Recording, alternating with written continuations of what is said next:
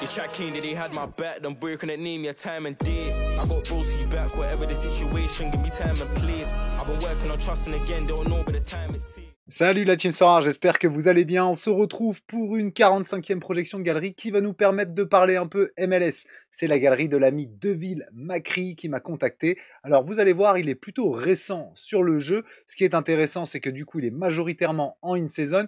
Mais il se pose la question, bien entendu, de basculer vers la MLS à partir de la reprise mi-février. Regardons sa galerie. Il a une galerie évaluée à 791 €. Il a 126 cartes limited. Il a gagné 13 récompenses. Et comme je vous le disais, il est là depuis le 27 février 2024. Ce qui est intéressant, c'est qu'il a fonctionné vraiment par stack, avec un stack PSV, un stack Celtic, donc qui ne joue que la Challenger et la Contender, un peu la U23 aussi. On va voir ce qu'on peut lui proposer pour justement continuer à kiffer le jeu vers plutôt la MLS et l'Amérique du Sud. Au niveau de ses résultats depuis février, il a quand même gagné 126 € de cash.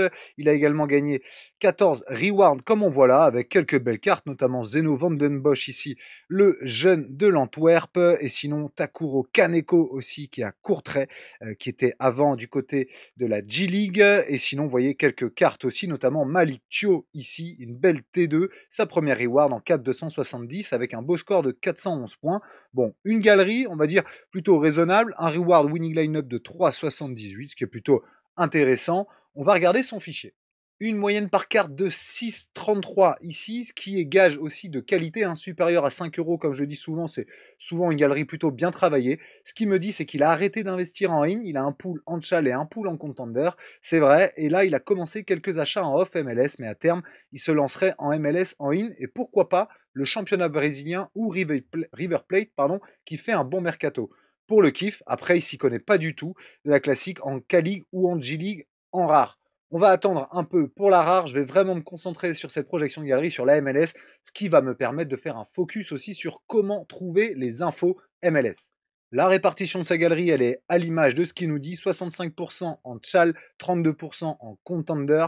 Et quand on va dans le détail du pool ici, effectivement, il a un stack PLV en in-season, plutôt intéressant. Je me demande pourquoi il ne prend pas le sub de Benitez au cas où, bien entendu. Maintenant, c'est peut-être un peu tard, mais bon, on est quand même à la mi-saison. Je prendrai le sub vraiment pour assurer le coup. Sinon, il a quelques bons gardiens avec Roth, De Wolf. Muslera également, il a un stack Galatasaray, en tout cas un stack quelques joueurs de Galatasaray avec Bardakci, Jacobs, Torreira ici, et puis Mertens devant, que je suis venu compléter avec des joueurs qu'il avait déjà. Et puis Anchal In, sinon, quelques joueurs du côté de la JPL, comme on le voit là. Il m'a fait découvrir un joueur, alors que j'avais déjà vu fut un temps, mais qui continue à cartonner et qui est pas cher. Je vous le montre juste en aparté. Jeune U23 jusqu'en 2027 encore, qui évolue du côté de l'Utrecht, il est espagnol. Regardez ses derniers scores. Alors son L15 de 51 est plutôt intéressant, son prix l'est tout autant, et surtout ses derniers scores, moi j'aime beaucoup parce que, comme toujours, c'est un attaquant qui joue sur un côté, donc susceptible de faire du A, comme on le voit là contre l'Ajax notamment. Quand il est décisif, ça va chercher des scores aux alentours de 80. En tout cas, sur les dernières parties, c'est hyper intéressant. Il est en train de jouer d'ailleurs contre Feyenoord. Il a déjà fait 5 de A en 18 minutes, donc j'aime beaucoup ce petit Miguel Rodriguez pour le prix. Merci pour la découverte. Je suis venu également remplir une chale classique avec les joueurs que tu avais déjà à côté MLS, avec Stuver, Camacho, Aviles, Redondo, Maglin, Zinkernagel qui vient de Bruges et qui a signé en MLS, Messi évidemment que tu as, le GOAT, et puis Techer aussi que tu as. En tout cas, ça te fait effectivement une petite équipe MLS déjà avec Brad Stuver dans les buts. Ce que j'aime bien, c'est que tu as Cassio aussi, notre ami Jérém PF serait content parce que tu as Cassio, mais toujours intéressant aussi quand le Brésil reprend et que la MLS joue d'avoir des gardiens brésiliens qui sont souvent plus safe que les gardiens MLS. MLS, il y a beaucoup de buts, au Brésil un peu moins. Essayez d'allier toujours un gardien brésilien avec des joueurs MLS, notamment offensifs. J'ai donc mis en rouge des joueurs que je trouvais intéressants. Je vais vous expliquer pourquoi, mais on va s'attarder un peu plus sur la MLS et les infos MLS. Et puis, je suis venu remplir une U23 aussi, mais avec des joueurs que tu as déjà, un Roro Flamingo que tu as déjà dans ton pool Chal, donc que j'ai laissé dans le pool Chal, mais que je suis venu mettre quand même ici parce que ça te fait quand même une belle U23 de qualité, avec Troubin, Aroro, Flamingo, Aronson, Tillman, Peichao, Bakayoko, Rodriguez. Bon, j'aime beaucoup en tout cas cette U23 qui, moi, je trouve très qualitative. Tu pourrais en tenter une deuxième parce que tu as deux gardiens U23, mais toujours garder un gardien pour les compétitions spéciales, effectivement, potentiellement, si tu veux les jouer. Et enfin, ta contender, elle est assez simple. vraiment côté Celtic plutôt ici, hein, où tu as énormément de joueurs du Celtic. J'ai même mis autres pour pas tous les lister, mais en tout cas, tu as un stack du Celtic à hauteur de 225 euros. Sinon, bah, du coup, en classique, je suis venu mettre Dominguez et quelques joueurs, parce que tu m'as dit que tu t'intéressais à River, quelques joueurs de l'Amérique du Sud, avec notamment un qui vient de signer à Cruz Azul, l'ancien de la MLS, Giacomakis, mais on attaque d'abord sur les comptes à suivre en MLS et surtout le podcast à écouter, vous me voyez venir.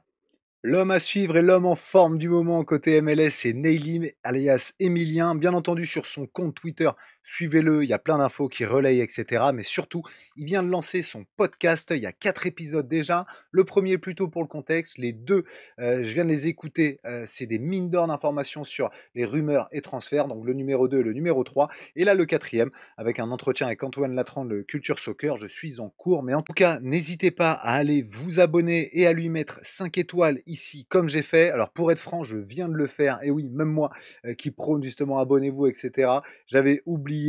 Donc je me suis abonné. J'ai bien mis les 5 étoiles ici. N'hésitez pas aussi à le faire pour le soutien et pour tout le travail qu'il mène. Il y a plein d'infos et on va y revenir. Un autre compte à suivre francophone aussi, c'est 8 de pique. 8 de pique est spécialiste aussi MLS qui relaye vraiment pas mal d'infos aussi sur la MLS. Donc compte à suivre si vous n'êtes pas abonné. Autre compte Sorare, mais cette fois-ci anglophone, celui de Sorardeke. Sorardeke, pareil, ce qui est intéressant, c'est que tous les jours, il met une petite mise à jour sur les rumeurs de transfert et puis les choses qui sont confirmées ici. Barrea à Santos, par exemple, Velasco qui passe, bien entendu, aussi à Boca Junior. Donc bref, pas mal d'infos qui sont relayées par l'ami Sorardeke. Et enfin, un autre compte aussi anglophone, mais cette fois-ci celui d'un insider en MLS. Il sort pas mal d'infos. Tom Bogert, c'est Neylim, hein, bien entendu, qui en parle aussi. Et puis, bah, vous le voyez là, hein, qui donne effectivement beaucoup de rumeurs, etc. avant les autres, qui est le premier à les annoncer. On le voit ici. Il donne vraiment pas mal d'infos et de rumeurs de transfert qui sont souvent confirmées. Donc, suivez Tom Bogert, c'est un peu le Fabrizio Romano de la MLS. Et je vais vous donner mon tips pour essayer, bien entendu, de suivre comme ça les rumeurs avant les autres. C'est de l'espionnage industriel, c'est de la veille concurrentielle. Je vais voir tout simplement les achats de Neylim, les achats de 8 de pique, etc. aussi. Et là, donc ce matin, j'ai vu que Neylim avait acheté Hudson Edward aussi, hein, dans la nuit.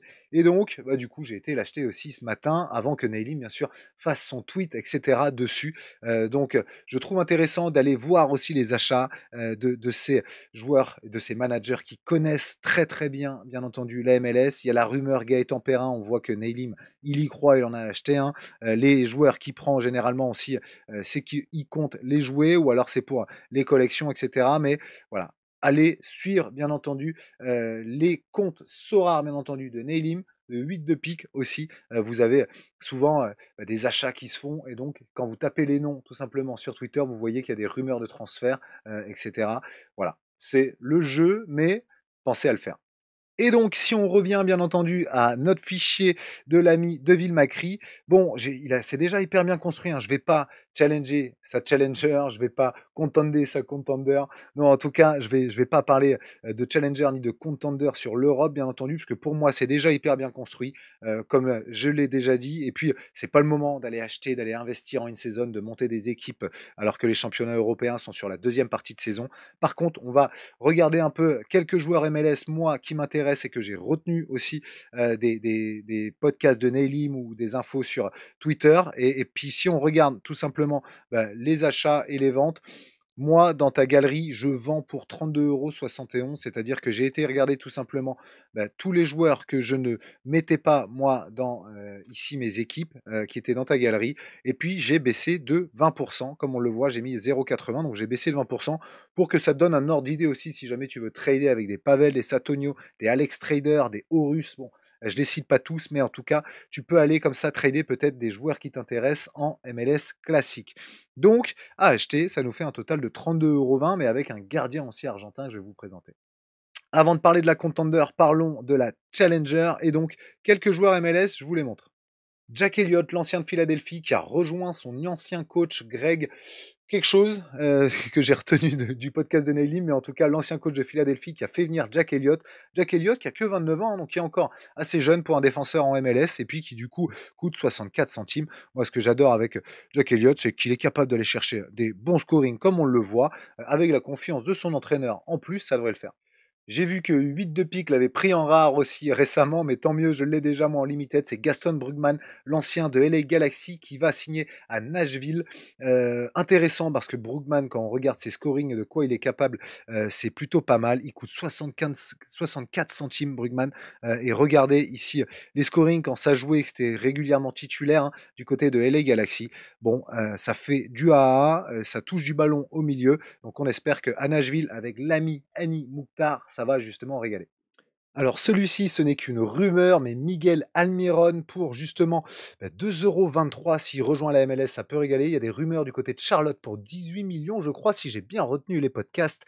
Mais vous voyez, je suis monté dans le train pour pas cher, je crois, pour 2,40 € si je dis pas de bêtises. Et puis, je trouve intéressant parce que c'est un joueur qui a connu la MLS et puis qui au vu de son niveau, régalerait, je pense, dans ce championnat. Miguel Almiron, 30 ans seulement, s'il va en MLS, c'est un bon pic. Ça va plaire à Naïlim, mais je trouve intéressant Miranchuk, l'attaquant d'Atlanta, ça a hyper bien fini la saison si on regarde ses scorings, hein, 61 de L5, mais oui, parce qu'il a été hyper décisif, capable de faire aussi un peu de AA, hein, comme on le voit ici, Miranchuk en tout cas. Si Atlanta effectivement démarre bien la saison, Miranchuk, il faudra compter sur lui, et donc voilà, je trouve qu'à 5 € en tout cas, ça peut être une belle carte en classique en MLS. Si vous avez écouté les podcasts de Nailim, en tout cas, vous le savez, Ganago, le Nantais, il est en prêt à New England. Donc, je pense que la MLS, c'est un championnat fait pour lui. Ganago, ça dribble, ça provoque, ça joue sur l'aile, etc. C'est offensif, tout comme le championnat américain. J'espère qu'il s'acclimatera bien là-bas. Mais Ganago, pour 1,91 € ou 1,27 € en classique, bon, intéressant. Et enfin, ce n'est qu'une rumeur, hein, mais Hudson Edwards, si jamais il part du côté de la MLS, écoutez, moi je trouve que ça peut être un joueur intéressant, 64 centimes en classique, 1,59 maintenant effectivement en in-season, mais Hudson Edwards, 26 ans, l'attaquant français, ça peut bien scorer, je l'espère, côté américain. Et donc, si je te propose quelques joueurs en contender cette fois-ci, bon, j'ai vu que tu avais Alejandro Dominguez, hein, le papy côté Quito, je crois, en Équateur, mais qui fait des bons scorings. Mais si jamais tu veux renforcer au niveau de tes gardiens, ta contender avec l'Amérique du Sud, je te conseille plutôt Bray. Alors, Bray, attention, parce que c'est le gardien de Boca, le jeune gardien de Boca. Il y a Marquezine qui est en rumeur justement pour rejoindre Boca. Ce que je trouverais étonnant, c'est que Bray perde sa place de titu. Regardez. Alors c'est Fab Sniper hein, du Discord de Fab Sorar qui en parle beaucoup et qui ne tarit pas d'éloges dessus. Fab Sniper, c'est un spécialiste de l'Argentine. Regardez-moi les scores de Leandro Bray, gardien U23 encore jusqu'en 2027. Je trouve que ça peut faire effectivement un bon pic. Et si ça reste titu à Boca Junior et que Boca Junior continue d'être aussi solide défensivement, ça devrait régaler. D'ailleurs, en live, je viens de m'en prendre un, Leandro Bray. J'ai vu qu'il était à 12,74. Sincèrement, son prix, je le trouvais plutôt bas pour ce gardien-là. Sinon, il tourne aux alentours de 15 € hein, plutôt. Peut-être que la rumeur Marquezine fait peur aussi, mais un jeune gardien comme ça, qui apparemment est hyper talentueux en plus, allez, ça se prend. J'en profite, j'ai vu aussi le scoring de Shaqiri. Alors Shaqiri, il revit, j'ai l'impression, du côté de Bâle en Suisse. Regardez-moi ce L15, ce L5, Xherdan Shaqiri renaît dans son pays natal, 7,33 € en classique. C'est, j'ai envie de dire, un GOAT tout comme Barco hein, en contender. On a Barco côté russe et puis là on a Shaqiri côté suisse. En plus, voilà, il y a pas mal encore de Game Week hein, à venir pour le Suisse.